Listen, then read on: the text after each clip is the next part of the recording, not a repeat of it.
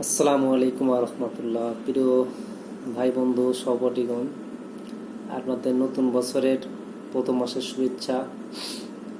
বহুদিন পরে আপনাদের মাঝে আসলাম একটা লাইভ ভিডিও নিয়ে। তো বন্ধুরা, নতুন বছরটা আমাদের কেমনভাবে কাটবে, কিভাবে যাবে, সেজন্য আপনাদের মাঝে কিছু কথা বলার জন্য চলে আসছি। প্রিয় সহপাঠীগণ, বন্ধু বান্ধব, সময়ের প্রবাহে একটি বছর শেষ হয়ে আবার একটি নতুন বছর আমাদের দরজায় কড়া নাড়ে। পুরনো বছরের বিদায়ের সাথে সাথে আমাদের স্মৃতি পটে জমা হয়ে যায় অনেক সুখ দুঃখ, সাফল্য, ব্যর্থতার গল্প। আর নতুন বছরের আগমনে ভরে ওঠে নতুন আশার আলো, নতুন স্বপ্ন আর পরিকল্পনার সম্ভার।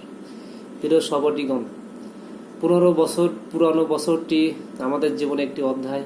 সেখান থেকে আমরা হয়তো কিছু লক্ষ্য অর্জন করতে পেরেছি, কিছু ব্যর্থতাও ছিল। এসব অভিজ্ঞতা আমাদের শেখায়, সামনে এগিয়ে যাওয়ার জন্য প্রস্তুত করে। বছরের শুরুর মাসটা তাই কেবল একটি মাস নয়, এটি আমাদের জন্য আত্মসমীক্ষার একটি মাস। আমরা কোথায় ভুল করেছি, কোথায় সফলতা অর্জন করেছি, কোথায় ব্যর্থতা ছিল, আর কিভাবে এগুলো থেকে, ব্যর্থতা থেকে ভালো কিছু করা যায়, এসব বিষয় নিয়ে ভাবার একটি সময়। প্রিয় সহপাঠীগণ, নতুন বছর আগমনের সময় সবসময় আমাদের মাঝে নতুন উদ্দীপনা ও উদ্যম নিয়ে আসে। এটি একটি নতুন সূচনা, যেখানে আমরা পুরনো বছরের ভুলগুলো শুধরে নতুনভাবে কিভাবে শুরু করতে পারি। প্রতিটি বছর আমাদের জন্য নতুন লক্ষ্য স্থির করে দেয়, স্বপ্ন দেখায় এবং তা বাস্তবায়নে একটি সুযোগ এনে দেয়। প্রিয় সহপাঠীগণ, পুরনো বছরকে বিদায় জানানো মানে কেবল একটি অতীতকে পিছনে ফেলে দেওয়া নয়, বরং তার কাছ থেকে শিক্ষা নিয়ে ভবিষ্যতে কিভাবে সফলতা অর্জন করা যায় সেই শিক্ষা আমাদেরকে দিয়ে যায় এবং সেটি আমাদের প্রস্তুত করে। অন্যদিকে নতুন বছরকে স্বাগত জানানো মানে হলো একটি নতুন ভবিষ্যৎ গড়ার প্রতিশ্রুতি গ্রহণ করা। প্রিয় সহপাঠী বন্ধুগণ, তাই আসুন পুরনো বছরের অভিজ্ঞতা থেকে আমরা শিক্ষা নেই, নতুন বছরকে আরো সুন্দর ও সফলতা গড়ে তুলি। নতুন বছর আমাদের জীবনে, সবার জীবনের শান্তি সমৃদ্ধ করে উঠুক। প্রিয় সহপাঠীগণ, বন্ধুগণ, আমাদের জীবনের এমন এক অধ্যায় আমরা শেষ করে 2025 সাল বিদায় দিয়ে 26 সালে পদার্পণ করছি। প্রথম মাস আমাদের কাছ থেকে পরিলক্ষিত হয়, প্রথম মাস শেষ হওয়ার দিকে।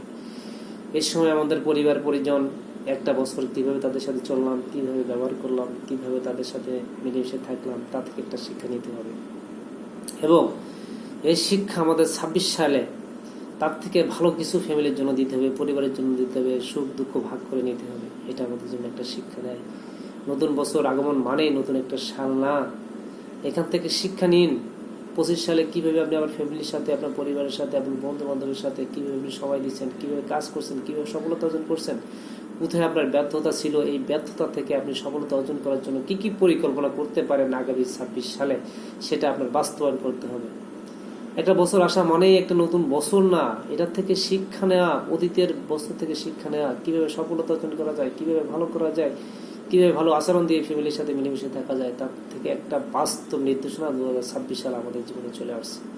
এটাতে একটা দিন না, একটা বছর না, কয়েক মাস নয়, 25 সাল থেকে শিক্ষা নিন। আগামী 26 সালে কিভাবে আপনি আপনার পরিকল্পনা জীবনকে সাজিয়ে সুন্দরভাবে পরিলক্ষিত করতে পারবেন।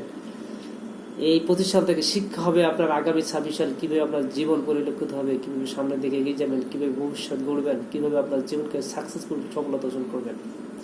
2025 সালে কোথায় আপনার ব্যর্থতা ছিল একটু গভীরভাবে চিন্তা করেন। এই ব্যর্থতাগুলো যেন 26 সালে না আসে, সফলতা অর্জন করতে হবে। সেই দিকগুলো আপনাকে বাস্তবায়ন করার জন্য আপনার সেভাবে কাজ করতে হবে। এই জন্য আমাদের কাছ থেকে 25 সাল বিদায় দিচ্ছি, 26 সালকে শুরু স্বাগতম জানাইছি, 26 সালকে পরিলক্ষিত করেছি জীবনে একটা অধ্যায় পিছনে ফেলে আরেকটা অধ্যায় পা দিয়েছি। এই 26 সাল হয়ে উঠুক আমাদের সবার জীবনে অনাকাঙ্ক্ষিত দিকগুলো বিতাড়িত করে কাঙ্ক্ষিত দিকগুলো, সফলতার দিকগুলো সাকসেস করার একটা সফলতার স্বপ্ন বাস্তবায়নে রূপদান করা। তো প্রিয় সহপাঠী বন্ধুগণ, 2025 সালে আমরা হয়তো আপনাদের সামনে অনেক ব্যর্থতা ছিল, সেই ব্যর্থতা থেকে আমরা সফলতা ইনশাল্লাহ অর্জন করব। আগামীর ভবিষ্যৎ গড়ার জন্য আমাদের সফলতাগুলো বাস্তবায়ন করার জন্য সেভাবে কাজ করতে হবে। ফ্যামিলি একটা স্বপ্ন, আপনার পারিপার্শ্বিকতা একটা স্বপ্ন, প্রতিবেশী একটা স্বপ্ন, নিজের চলাফেরা একটা স্বপ্ন, নিজের ব্যর্থতার গল্প একটা স্বপ্ন। এই স্বপ্নগুলো, এই ব্যর্থতাগুলো সফলতা পরিণত করাই একটা 26 সালের চ্যালেঞ্জ এবং স্বপ্ন। আমরা যদি 25 সালের চেয়ে 26 সালে যদি আমরা এই সফলতাগুলো, এই গল্পগুলো, এই অনাকাঙ্ক্ষিত ঘটনাগুলো যদি কাঙ্ক্ষিত ঘটনায় পরিণত করতে পারি, তাহলে আমাদের জীবন সাকসেস, একটা নতুন বছরের সফলতা অর্জন করতে পেরেছি। কিন্তু যদি আপনার এই 26 সাল যদি 25 সালের মতো যদি হয়ে যায়, তাহলে সেই ব্যর্থতা আপনি থেকে গেলেন।